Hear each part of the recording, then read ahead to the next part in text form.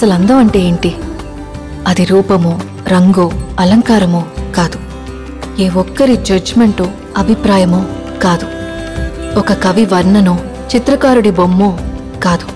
మరేంటది? అందమంటే గుణం.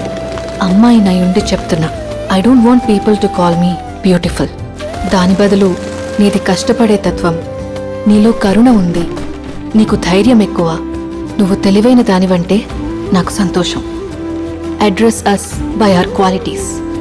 ఎంఎస్ సుబ్బలక్ష్మి అంటే భక్తి, అందం కాదు.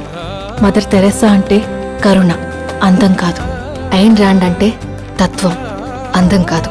సరస్వతి అంటే విద్య, దుర్గా అంటే ధైర్యం, గౌరీ అంటే తపస్సు, లక్ష్మి అంటే శుభం.